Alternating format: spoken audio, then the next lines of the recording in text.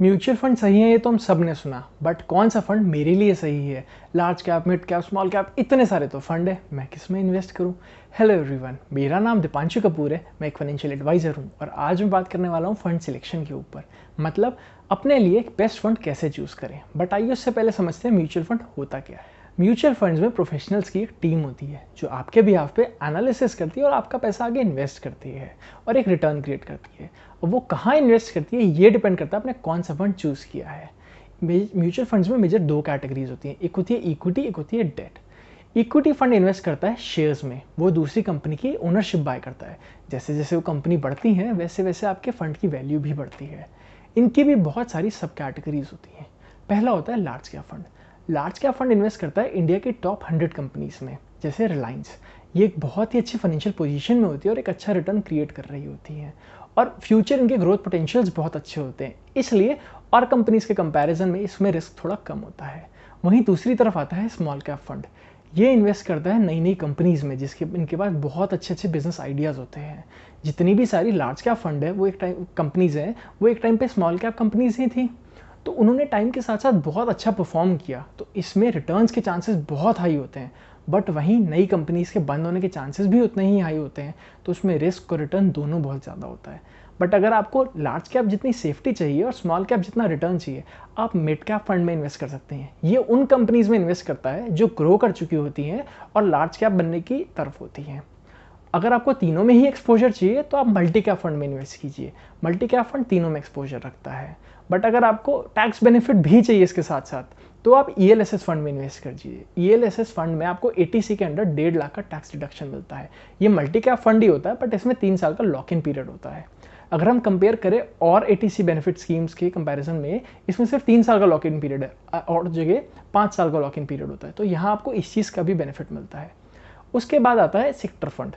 अगर आपको लगता है कि कोई एक सेक्टर बहुत अच्छा परफॉर्म करने वाला है, जैसे कोविड के बाद आईटी सेक्टर बहुत अच्छा परफॉर्म कर सकता है, तो आप आईटी सेक्टर के सेक्टर फंड में बाई कीजिए। ये सिर्फ आईटी कंपनीज में इन्वेस्ट करेगा।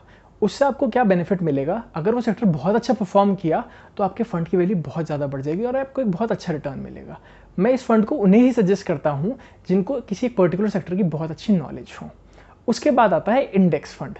अगर आपको लगता है कि नहीं यार, कंपनी आएंगी जाएंगी, क्या पता बंद हो जाए, लेकिन हमारा निफ्टी बढ़ता ही रहता है टाइम के साथ साथ, तो आप निफ्टी का इंडेक्स फंड बाय कर लीजिए। ये निफ्टी के जितना ही रिटर्न क्रिएट करके देता है, ये उसी को रेप्लिकेट करता है। उसके बाद आते हैं date funds. Date funds invest करते हैं बॉन्ड्स में। बॉन्ड्स मतलब आपने किसी को अपना पैसा उधार पे दिया, उसने रेगुलर आपको इंटरेस्ट दिया और बाद में आपका पैसा वापस कर दिया। तो बॉन्ड्स की भी दो कैटेगरीज होती हैं, एक होते हैं कॉर्पोरेट बॉन्ड, एक होता है गवर्नमेंट बॉन्ड। नाम से ही पता चल रहा है, गवर्नमेंट बॉन्ड होते हैं गवर्नमेंट ऑफ इंडिया के बॉन्ड्स।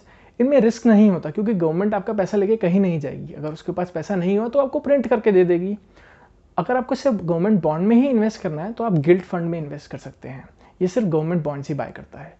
उसके बाद अगर आप कॉर्पोरेट फंड बॉन्ड्स में इन्वेस्ट करते हैं तो आप स्कीम्स चूज कर सकते हैं। बहुत सारी कैटेगरीज होती हैं। एक चीज़ हमेशा याद रखना कि आपके बॉन्ड का जो फंड है, डेट फंड है, उसका ड्यूरेशन आपके इन्वेस्टमेंट हॉरिजॉन से मैच करे। मतलब अगर आपका इन्वेस्टमेंट हॉरिजॉन 1 साल है तो आपके बॉन्ड की ड्यूरेशन भी 1 साल होनी चाहिए। इसमें आपका इंटरेस्ट रेट रिस्क खत्म हो जाता है।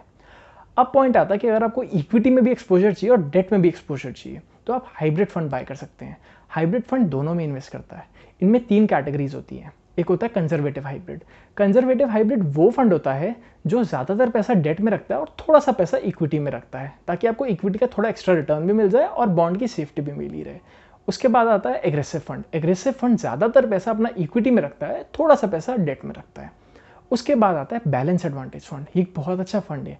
ये क्या करता है, जैसे ही स्टॉक मार्केट की वैल्यूएशन डाउन जाती है, ये डेट से पैसा इक्विटी में ट्रांसफर कर देता है, और जैसे ही मार्केट अप जाती है तो ये इक्विटी का पैसा डेट में ट्रांसफर कर देता है। इसमें आपको एक अच्छा रिटर्न भी मिलता है और रिस्क भी कम होता है। अब पॉइंट आता है मैं कौन सा फंड बाय करूं। तो आपकी स्क्रीन पे एक सिंप्लीफाइड चार्ट आ रहा होगा। आप उसमें देख के डिसाइड कर सकते हैं कि आप कितना रिस्क लेना चाहते हैं और कितने टाइम के लिए इन्वेस्ट करना चाहते हैं। उसके हिसाब से आप अपना फंड चूज कर लीजिए। अब इसके बाद एक हॉट टॉपिक और चल रहा है मार्केट में, वो है डायरेक्ट स्कीम और रेगुलर स्कीम। दोनों में डिफरेंस क्या है? डायरेक्ट स्कीम का मतलब है आपने पैसा अपना डायरेक्ट इन्वेस्ट किया, और रेगुलर स्कीम का मतलब आपने किसी ब्रोकर के थ्रू इन्वेस्ट किया। रेगुलर स्कीम में आपको 1% रिटर्न कम मिलेगा डायरेक्ट स्कीम के कंपैरिजन में। 1% छोटा लगता है लेकिन लॉन्ग टर्म में बहुत मेजर डिफरेंस लेके आ सकता है। तो क्या हम सबको डायरेक्ट स्कीम में इन्वेस्ट करना चाहिए? उसका आंसर है नहीं। अगर आपको इकोनॉमी और स्टॉक मार्केट की नॉलेज है तो आप डायरेक्ट स्कीम में इन्वेस्ट करें, वो आपके लिए बेटर रहेगा। बट अगर आपको नहीं है तो आप रेगुलर स्कीम में इन्वेस्ट कीजिए। उसका मेजर बेनिफिट ये मिलेगा कि अगर आपने डायरेक्ट स्कीम के थ्रू 12% रिटर्न क्रिएट कर दिया और एक प्रोफेशनल ने अपने एनालिसिस के थ्रू 17 से 18% रिटर्न क्रिएट कर दिया और उसके लिए 1% चार्ज किया, तो उसमें कोई बुराई नहीं है, आपको नेट नेट में ज़्यादा पैसा ही मिला ना। तो ये थी हमारी छोटी सी guide mutual fund scheme selection के ऊपर। अगर आपका कोई क्वेश्चन है आप नीचे कमेंट बॉक्स में लिख सकते हैं, और अगर आप आगे और ऐसी इन्फॉर्मेटिव वीडियोस देखना चाहते हैं तो आप सब्सक्राइब बटन पे क्लिक कर सकते हैं और साथ में बेल आइकन भी दबा दीजिए।